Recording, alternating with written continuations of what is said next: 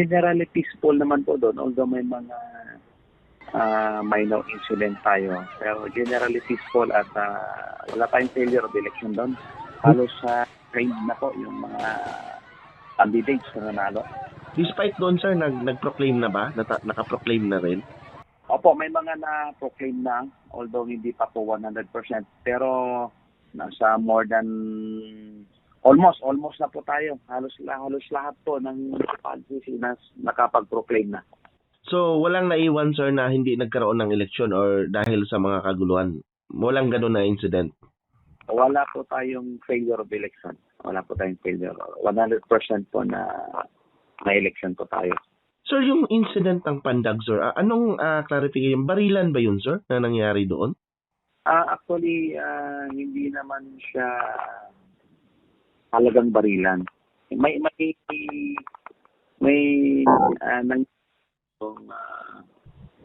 burst of firing doon sa isang vehicle na nakaparada doon sa harapan ng polling center. Then, yun nga, nagkataon na nandun din si Mr.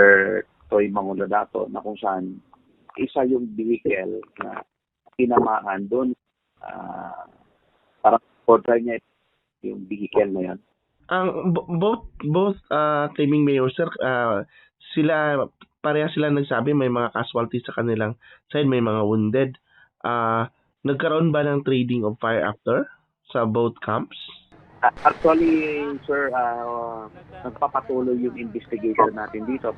Ma-determine po talaga natin kung ano yung real incident. At nangangalap tayo ng witnesses. Kasi during the respond tayo doon at nag-conduct ng follow-up investigation.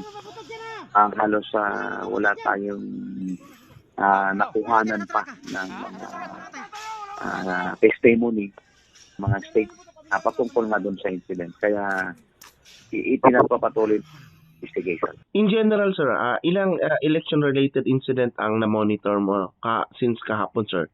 Siguro province-wide, mayroon tayong nasa 5 to 6 incident. Ano din, sir? Mga ballot snatching, shooting? Actually, sir, yung sa shooting natin is yun nga lang yung nangyari doon sa Pandag. Wala tayong ballot snatching. Parang burst of fire or parang indiscriminate firing. Parang gano'n lang yung mga... may explosion pala tayo na nangyari dito sa GSKP. Yung dato sa Libo, sir, confirm yun, yung may explosion din? Negative sa Libo. Doon sa Paglat, meron po tayo. Paglat. And yung sa Dato Saudi, sir, ano?